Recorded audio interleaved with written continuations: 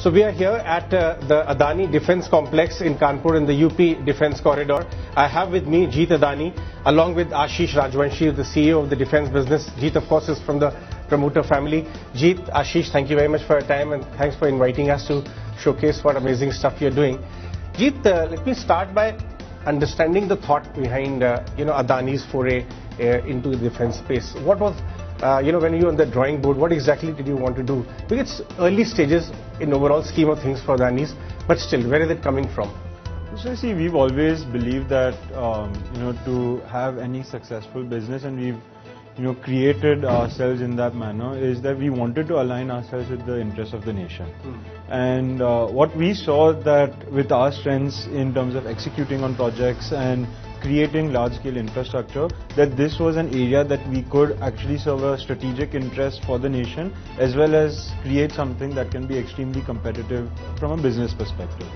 And we identified the areas which Ashish will talk about more in detail, but the areas that we've identified is somewhere where we thought that we will have a competitive advantage, and it's something that's unserved today. So over what period of time do you see defence as a proportion of your overall business become quite meaningful?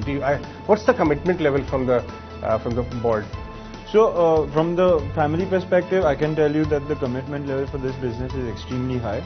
The defence business is something which often has a hockey stick.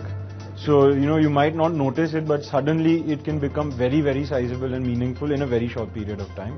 So that's something to always watch out for. And I feel that we are at an inflection point where for the past 6-7 years, we've been working on a lot of different programs, a lot of different platforms.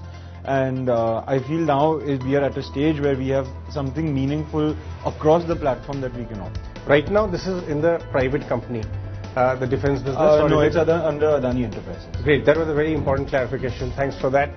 Ashish, you're a man of numbers. You made a very interesting presentation early on. How are the numbers stacked up in the favor of this business for Adani? Wonderful. See, we need to understand what's the long-term potential. What Jeet mentioned, we never take short-term calls.